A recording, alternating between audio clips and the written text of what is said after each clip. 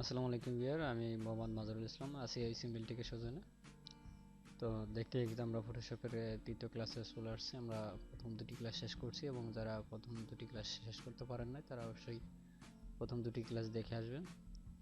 তাহলে ফটোশপের বেসিক কিছু ধারণা পাবেন এবং ইন্টারফেস সম্বন্ধে কিছু ধারণা নিতে পারবেন। তাছাড়া আপনি না দেখতে চাইলেও এই তৃতীয় টিউটোরিয়াল দেখলে আপনি অনুমান করতে পারবেন কিছুটা। প্রথম টিউটোরিয়ালে আমরা দেখছিলাম মুভ টুল এবং সিলেকশন টুল প্লাস ল্যাসো টুল, বাদ ছিল কুইক সিলেকশন এবং ম্যাজিক সিলেকশন টুল। তো একটা নতুন ডকুমেন্টই, তার জন্য কন্ট্রোল এন, যে কোনো সাইজে একটা ডকুমেন্ট নিলাম। আপনি আপনার কাজের পারপাসে যে কোনোটা টাইপের সাইজ নিয়ে নেবেন। 3D মেটেরিয়াল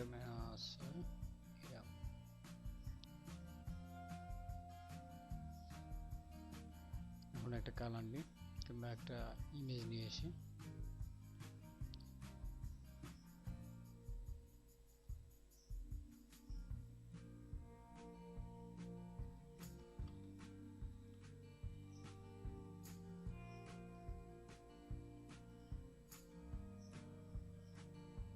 আমার এখানে কোনো ইমেজ নাই, তাহলে আমি একটা যে কোনো একটা কালার তৈরি করি আগে।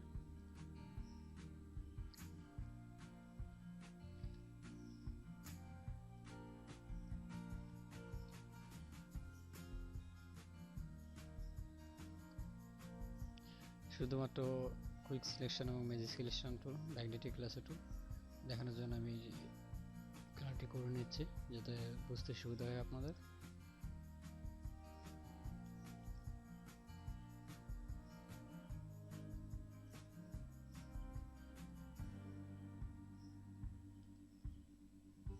এখন দেখুন, আমরা যদি কুইক সিলেকশন টুলে ক্লিক দিই এবং যদি এটার উপরে ক্লিক করি, সে সম্ভবত একটি জায়গা নিয়ে নিচ্ছে এবং একটি কালারের উপরে, এবং তার পাশে যখন আরেকটি জায়গায় ক্লিক করতেছে তখন প্লাস চিহ্ন থাকা অবস্থায় সে অঞ্চলটুকু সে সিলেক্ট করে নিচ্ছে। আবার যদি আমি মনে করি যে না, অতটুকু হবে না, আর তুমি আরেকটু ছোটো করে না, তখন উল্টা দিকে ক্লিক দিলে দেখা যাচ্ছে অঞ্চলটুকু সে মাইনাস হয়ে যাবে। কিন্তু ম্যাজিক সিলেকশনের কাজ কি? ম্যাজিক সিলেকশনের কাজ ম্যাগনেটিক ল্যাসো টুল, ম্যাগনেটিক পয়েন্ট টুল। এটার কাজ হচ্ছে যে কোনো কালারকে একবারে সিলেক্ট করে নেওয়া। তাহলে এই কালারটি একবার ধরে এটিকে রাস্টারাইজ করে নিতে হবে, যেহেতু এটি আসলে শেপ লেয়ার আছে, রাস্টারাইজ লেয়ার। যদি এটার উপর ক্লিক করি তাহলে একবারে অটোমেটিক সে সিলেক্ট করে নেবে। যদি এটার উপরে ক্লিক করি সে এটার উপর সিলেক্ট করে নেবে, কিন্তু আমার লেয়ার তো নাই। আমি তো লেয়ার উপরে ধরে সিলেক্ট করে নিই, যাকে সবগুলো দিয়ে আমি কন্ট্রোল দিয়ে দিলাম এবং সবগুলোকে একত্রে মার্জ করে নিলাম। আমি এই কালারটার উপর যখন সিলেক্ট করছি তখন সে অটোমেটিক সিলেক্ট করে নিচ্ছে, এটার উপরে দিলে এটার উপর সিলেক্ট করে নিচ্ছে। আমি যদি চাই যে না, ম্যাজিক ওয়ান টুল দিয়ে আমি সবগুলোকে সিলেক্ট করবো, তাহলে শিফট ধরে যে কয়টা দরকার আপনি সেই কয়টার উপরে ক্লিক করে সিলেকশন করে নিতে পারবেন, সে অটোমেটিক সিলেক্ট করে নেবে। আবার ডিসিলেক্ট করতে হলে কন্ট্রোল ডি। আর কুইক সিলেকশন টুল, সে স্বভাবতই ছোট একটু অঞ্চল ধরে একটি কালার সিলেক্ট করে নেবে এবং তাকে যে কয়টি কালার ধরিয়ে দেবেন সে সেই কয়টি অঞ্চল থেকে সিলেক্ট করে নেবে। তাহলে আমরা অবশ্যই সিলেকশন টুলের জন্য, সিলেকশন বলতে আমরা সিলেকশনের জন্য বেশ যে টুল আমরা সেটি দিয়ে কাজ করব, সেটা হচ্ছে পে টুল। আর এগুলো টুলের কাজে বিশেষ করে লাগে না, আমরা আমাদের কাজের জন্য এটি ব্যবহার করতে পারি, কিংবা দেখা যাচ্ছে ছোটোখাটো একটুখানি এডিটের জন্য আমরা এটি ব্যবহার করতে পারি। তারপরে ছিল হচ্ছে আমাদের ক্রপ টুল। আমরা যে কোনো অঞ্চলটাকে এটি দিয়ে কাটতে পারি, ছোট বড় করতে পারি, আমাদের মন মতো সাইজ নিতে পারি। যদি আমাদের মন মতো সাইজ নিতে হয় তাহলে এখানে হোয়াইট এবং এটা আছে হাইট, ধরি আমি 100 বা 100 দিলাম, সে তাহলে তার মতো অটোমেটিক সে এখান থেকে একটা সাইজ নিয়ে নিচ্ছে। আর এটা আমরা বিশেষ করে কাজ করতে দেখি যারা প্রিন্টিংয়ের কাজ করে, অর্থাৎ যারা ফটো প্রিন্টিংয়ের কাজ করে স্টুডিওতে, তারা এটিতে বেশি ব্যবহার করে। আমরা অবশ্য আমাদের কাজের পারপাসে ব্যবহার করব যখন আমাদের প্রয়োজন হয়, আদারওয়াইজ এটি আমাদের ব্যবহার করার কখনো প্রয়োজন লাগে না। তার কারণ হচ্ছে আমরা আগে থেকে কেটে নিই বা আমরা আগে থেকে সাইজ নিয়ে নিই, যার কারণে এটা আমাদের কাটা লাগে না। তারপর হলো প্রয়োজনে আপনি কেটে নিতে পারেন। তারপরে হচ্ছে সাইলেন্স টুল। সাইলেন্স টুল এটি আমাদের লাগে না, শুধু এটি যারা ওয়েব ডেভেলপার এবং ওয়েব ডিজাইনে কাজ করতেছেন তারা প্রত্যেকটি অংশকে ভাগ ভাগ করে নিয়ে কাজ করেন। এই জন্য তাদের প্রত্যেকটি অংশকে সিলেক্ট করে নিয়ে সেপারেট করে রেখে নিতে হয়, যার জন্য এটিতে কাজ করতে হয়। তো আমি এটি সিলেক্ট করলাম, আমি যে কোনো একটিকে কন্ট্রোল সি দিলাম এটিকে সিলেক্ট করা অবস্থায় এবং কন্ট্রোল এন দিই। এখন বলে নিই, আমি যেটি প্রথমে কাটছিলাম ওইটা অবস্থায় থাকবে এবং দ্বিতীয় অবস্থায় আমি যেটি সিলেক্ট করছি ওইটা সিলেকশন হবে। কন্ট্রোল সি অর্থাৎ ওই অংশটুকু যেটুকু কাটছি সেটুকু সিলেক্ট হবে এবং কন্ট্রোল এন দিলে নতুন একটা ডকুমেন্ট নেবে এবং যে সাইজ ছিল ঠিক সেই সাইজে একটা ডকুমেন্ট নিয়ে নেবে অটোমেটিক ডকুমেন্ট সাইজ, এবং কন্ট্রোল ভি দিলে আমার অতটুখানি পেস্ট হয়ে যাবে, আমি যতটুখানি এখান থেকে কেটেছিলাম। আর ওয়েব ডেভেলপার এর প্রতিটি অংশ ভাগ ভাগ করে এভাবে সেট করে রাখেন যাতে ইমেজে দেখতে একদম রিয়েলিস্টিক মনে হয় এবং ওয়েবটা দেখতে অনেক সুন্দর হয়। আর এটির কাজ আমরা করবো না, এটি আমাদের প্রয়োজন লাগে না, আমরা করে দিলাম।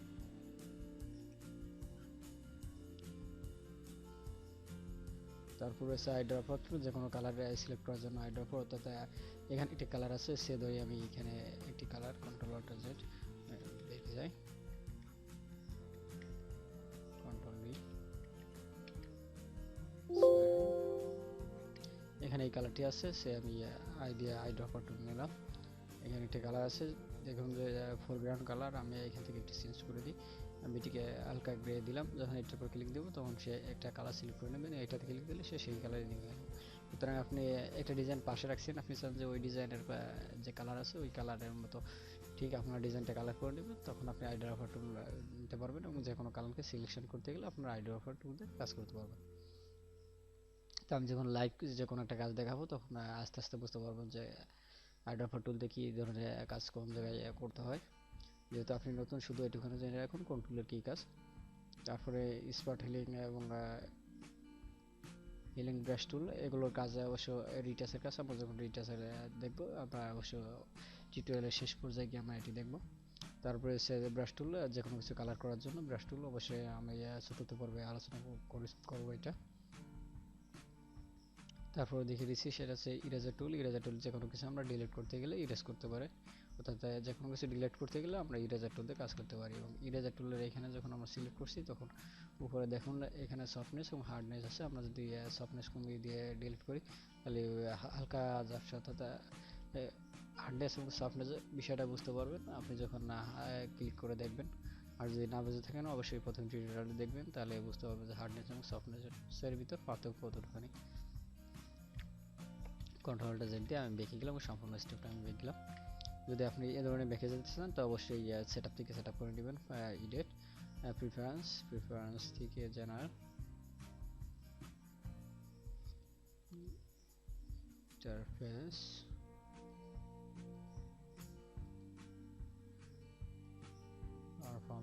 পারফরম্যান্স থেকে এখানে স্টোরি ব্রাশ টুল, এখানে আমার 20 দেওয়া আছে সহজেই, আমি আনলিমিটেড করে দিলাম এবং আনলিমিটেড সে বেঁকে যাবে। তারপর ওকে দিলাম, আপনি এখন আনলিমিটেড বেঁকে যেতে পারবেন। এরপর রয়েছে আমাদের ব্যাকগ্রাউন্ড টুল, অর্থাৎ আমরা যে কোনো কিছু ব্যাকগ্রাউন্ডের যে কোনো কিছু ডিলিট করতে পারি, তার জন্য আমাদের ব্যাকগ্রাউন্ডের যে কালারটি এটিকে সিলেকশন করে দিতে হবে।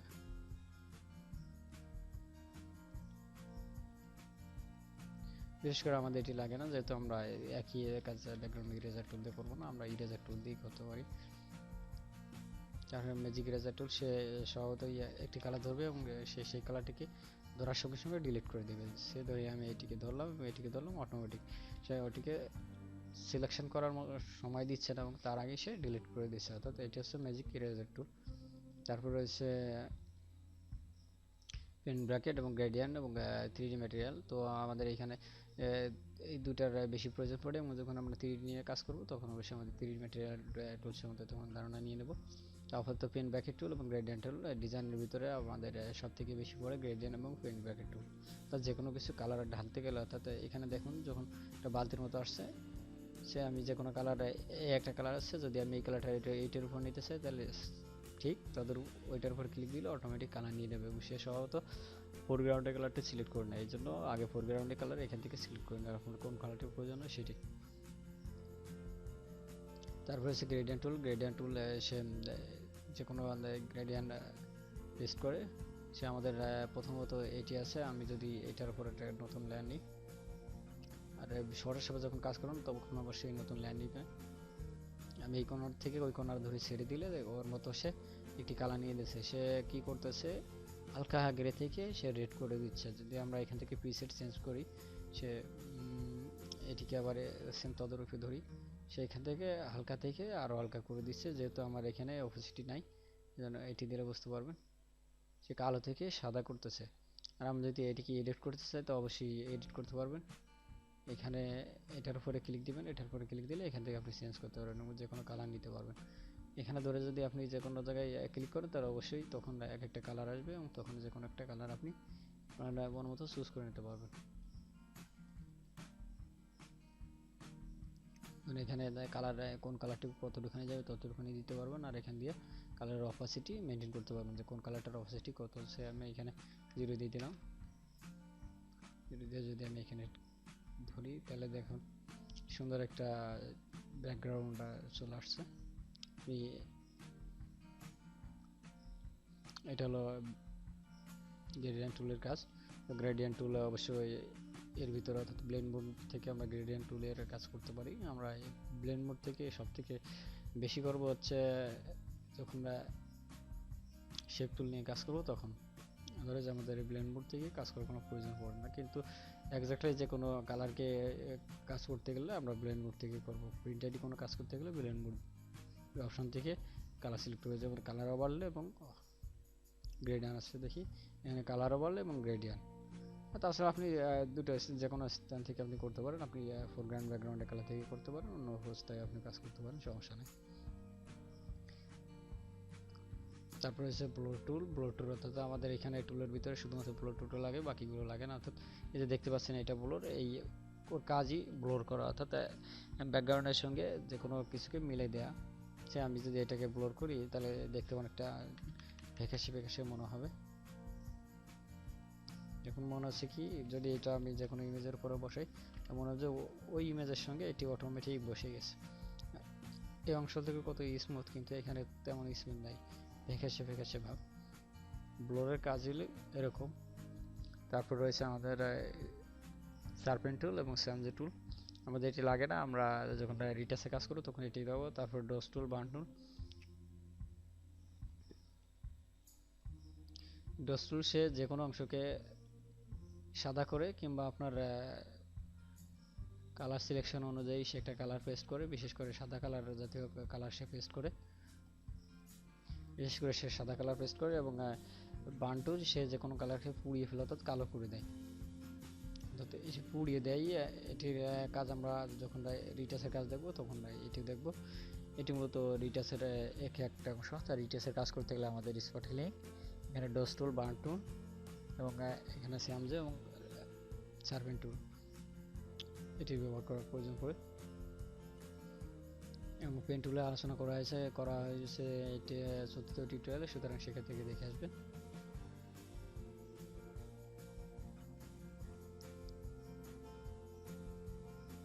এসব প্রশ্ন না করতে পারলে সঠিক করে কোনো কিছু বলা যায় না।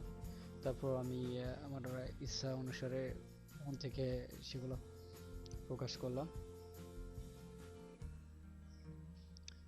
তো আজকের টিউটোরিয়াল এই পর্যন্তই। তো আমার টিউটোরিয়ালটি যদি ভালো লেগে থাকে তো অবশ্যই চ্যানেলটি সাবস্ক্রাইব করবেন এবং যখন আপনাদের প্রশ্নগুলো কিংবা আপনাদের যে সমস্যাগুলো হয় সেগুলো আমাদের ফেসবুক গ্রুপ আছে ওইখান থেকে জয়েন হয়ে পোস্ট করে দিবেন।